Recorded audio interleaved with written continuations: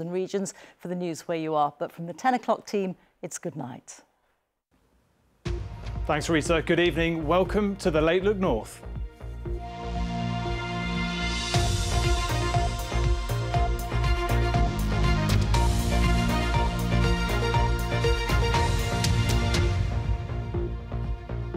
First tonight, Leeds Bradford Airport has admitted it broke the rules around nighttime flights. It's been issued with a breach of condition notice by Leeds City Council after an investigation found that last year the airport operated 747 more flights at night time than legally permitted. The council has warned the airport that a failure to comply with the rules this year could result in prosecution. Here's Spencer Stokes. Leeds Bradford Airport infringing planning rules that state they can fly a maximum of 3,667 flights between 11 p.m. and 7 a.m. during the summer. Last year, they broke through that cap, LBA operating an extra 747 flights at night time. Today, Leeds City Council issued a breach of condition notice. The airport's chief executive has apologised, but says he had no idea they were 25% over the limit. Absolutely, we were not aware. This is absolutely the result of errors that have taken place in our control procedures, in our reporting procedures. We absolutely take responsibility for the fact that we have flown more flights than we were permitted to fly. We apologise to our neighbours for any impact that may have caused on them. And we've put in place all of the controls and the reports necessary to make sure that these errors will never happen again. It all sounds a bit amateurish, doesn't it? Nobody knows what's going on. Look, I agree. I think it does sound amateurish. It absolutely points to a lack of systemic control and reporting on behalf of the airport. That's why we take responsibility for it, and that's why we've put in place the steps necessary to make sure it doesn't happen again. Airline, the destination.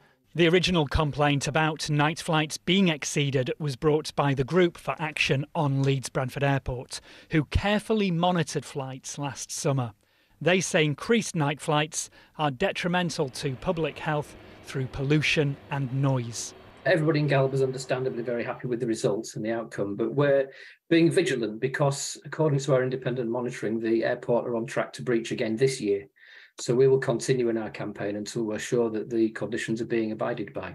For those under the flight path, it means far fewer flights in the morning, and it means far fewer flights late at night, which can only be a good thing.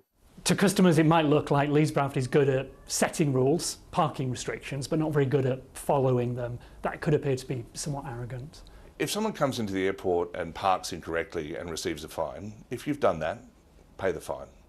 In our case, we acknowledge that we have flown too many flights, more flights than were permitted in the nighttime regime. We own that, we accept that, we take responsibility for it. The airports say they've put measures in place to make sure the breach isn't repeated this summer. That'll mean more flights departing after 7 a.m. Another breach could result in legal action. Spencer Stokes, BBC Look North. Now, 4 people have been rescued after their car plunged into a canal near the Tinsley Viaduct in Sheffield. The car left the M1 northbound carriageway before colliding with a road sign on Sheffield Road and entering the canal last night. The driver, a 30-year-old man, was taken to hospital with serious injuries. Police are appealing for dashcam footage from other motorists as their investigations continue. Now, a group of 26 cross-party MPs from Yorkshire and Lincolnshire have written to the Director General of the BBC, Tim Davie, saying they are dismayed about changes to local radio. The BBC is reducing the number of afternoon and weekend shows on local radio across the country. It says it needs to modernise and invest more in online services. The MPs argue that it could impact isolated people in particular. I think it's absolutely vital for many of my constituents. I think Age UK estimate that 3 million adults over 55 haven't actually been on the internet. So for many of my constituents, they really rely on local radio, and in particular BBC local radio, to get their local information. They feel like it's part of the community. I think fundamentally what we need to do is remain relevant for all licence fee payers, and the only way we're going to do that in the future is to be available consistently on all of the platforms, on local radio, regional television news and online. And we can't do that unless we move some of our budget from local radio and regional television and into digital platforms. And a rare flower that was first identified in York has been brought back from extinction by botanists. Yellow-flowered York groundsel is a hybrid of two other plants that first appeared in the city in the 1970s. It disappeared 20 years later, but scientists have planted seeds around the railway station, and now thousands of York groundsel have begun to flower. It's a species that we've got international responsibility for. It only lives in York and it's only ever lived in York. Also, it's quite a cheery, sunny looking thing which brightens up the pavements and might well be important for pollinators in the future. Great stuff. Now let's see what the weather has in store. Here's Paul Hudson.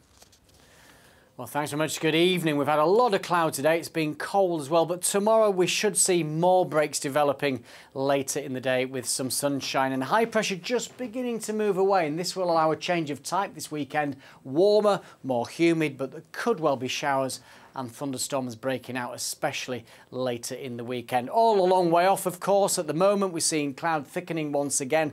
A little drizzle is possible in places, and we'll see lowest overnight temperatures down to 7 or 8 degrees. So a familiar story, a cloudy start, a bit damp in places.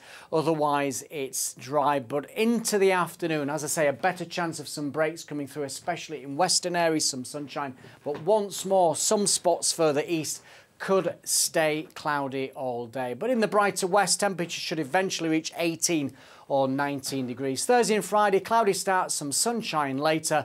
Over the weekend, it warms up, more humidity, but a risk of thunderstorms. That's the forecast. Thanks a lot for watching. From all of the Late Team, have a very good night. Bye-bye.